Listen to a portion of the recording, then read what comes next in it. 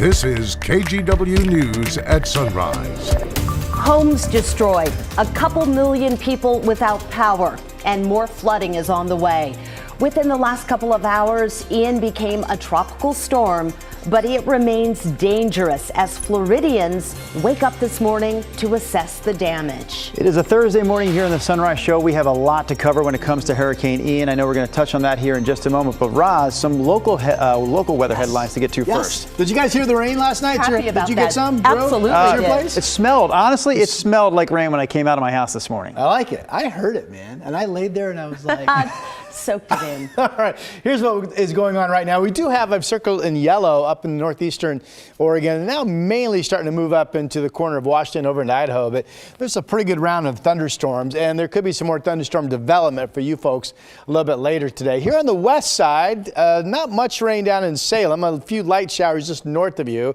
The biggest chunk of rain is this one, which is just on the other side of the Columbia, and you can see much of Clark County right now getting some light to moderate rain pockets, so good morning battleground. There you are. We have the ongoing chance of seeing some showers today, but that big chunk that's in Clark County right now, once that moves off slowly in the coming hour or so, I think that's going to be most of the rain we see. The rest of the stuff looking forward today will just be a few scattered showers around the region. We're at 62. We'll be 65 at noon. Eventually today we'll open up some sun breaks. We'll get up to about 70. And then once we get into the evening, I think it's mainly dry. And then just like that, we're back to dry weather. So far, the airport's picked up right about 0.2 of an inch of rain. That's the most we've had since the first week of July. Brenda? Rob, thank you. Well, Hurricane Ian has now weakened to a tropical storm, but it is still powerful with 65-mile-an-hour winds. Over the next few days, life-threatening flooding is a huge concern.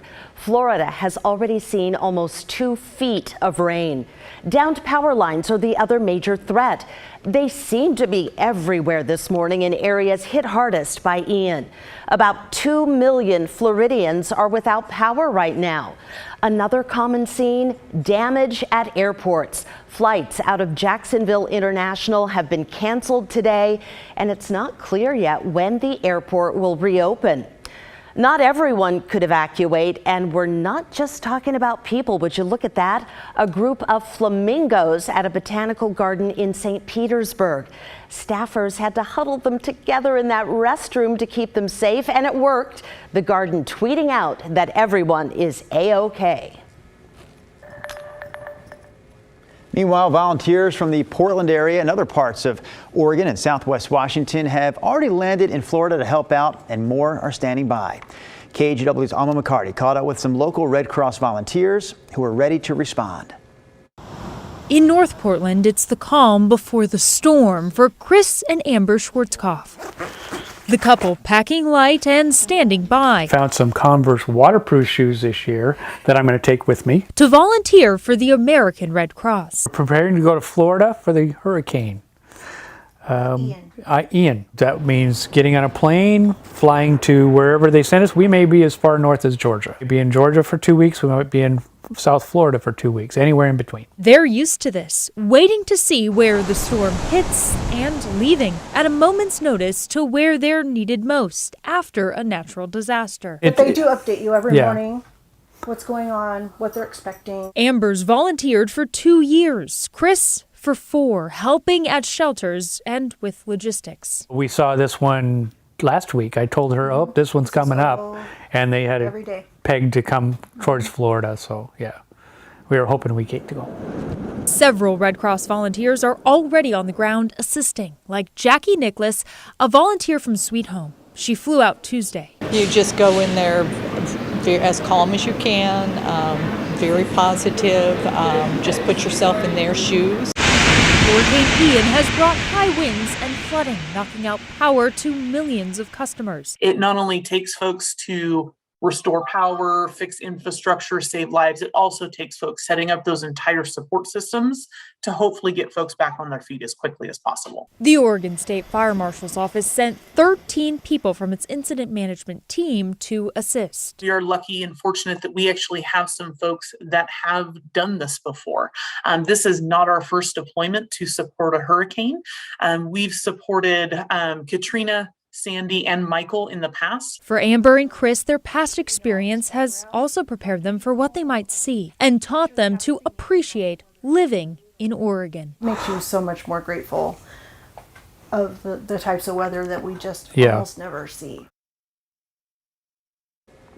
Again, that was Alma McCarty reporting for us this morning. If you'd like to make a donation to the Red Cross to help with Hurricane Ian relief efforts, we have a link you can access by pointing your phone camera at that QR code on your screen. You can also find that link by going directly to KGW.com. Well, Hurricane Ian continues to destroy parts of Florida, leaving entire neighborhoods just in shambles. This is video from Placidia, right on the west coast of the state. You can see roofs getting ripped off of homes and debris flying through the air and then just cluttering the roadways. All right, Rod, we talked about our local weather earlier this half hour, but let's get into the Hurricane Ian discussion right now. So at this point, the winds are sustained at 65 miles per hour. That's windy, but you know, the headline is really not any longer the wind. It's how much rain and what are the flooding issues going to be at this point, looking forward all the way up into the Carolinas. So here is the latest imagery of the storm. Again, once 155 mile per hour sustained. Now it's still a strong tropical storm at 65. So hurricane definition is 74 miles per hour. And this thing, the Hurricane Center at least acknowledges, could re-strengthen to a Category 1 storm. So the center is roughly along the coastline south of Daytona Beach. They've had heavy rain in Orlando. There's Daytona Beach. And then up here is Charleston. So the path is going to take the storm, it looks like, up into South Carolina. Again, right now, 65 mile per hour winds. Here comes the track. The Hurricane Center officially keeps it as a tropical storm. But again, they acknowledge it's certainly possible it could be a Cat 1 when it re-enters the coast of South Carolina tomorrow. And then heavy rains up into North Carolina going into Friday night into Saturday morning. They believe that this area up into South Carolina and still parts of northern Florida at this point could still get 4 to as much as 12 inches of rain.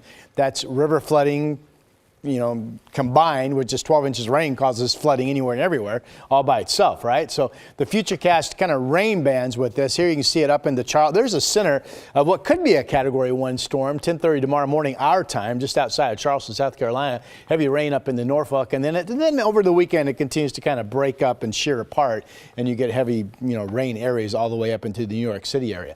Okay, locally we talked about thunderstorms overnight outside of Pendleton up into Lewiston. Those storms have calmed down at the time being, no longer producing thunder and lightning, but that threat could reemerge for you folks later today. It's raining up in much of Clark County right now. Futurecast shows that area is slowly pushing off through 8:30 this morning.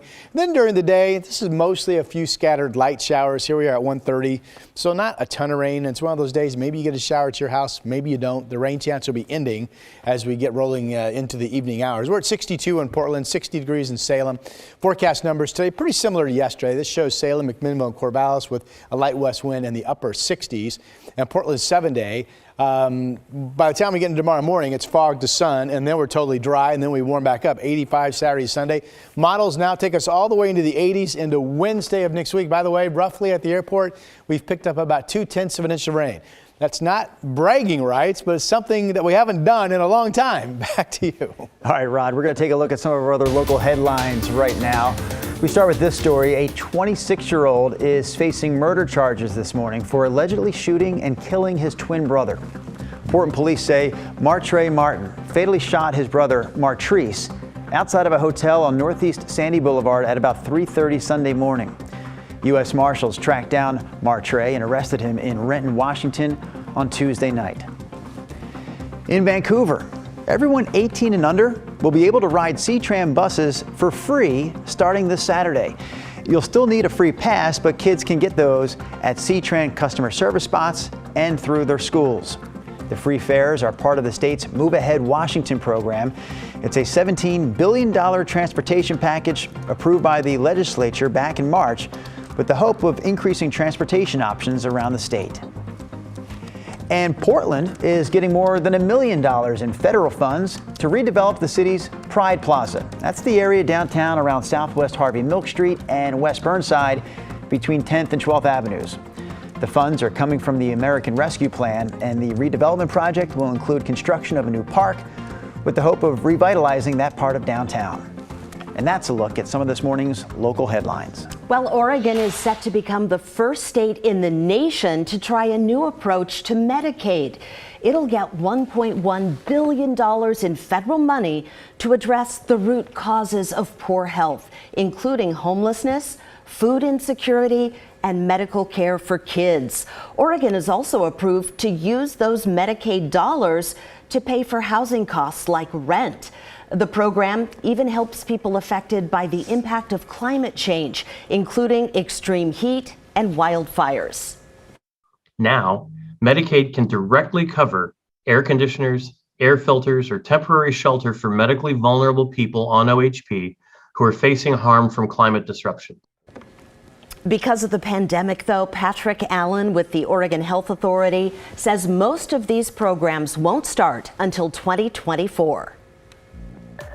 There are only 2 states in the United States that produce coffee commercially. I'll give you a hint for the second one. Kona. Kona?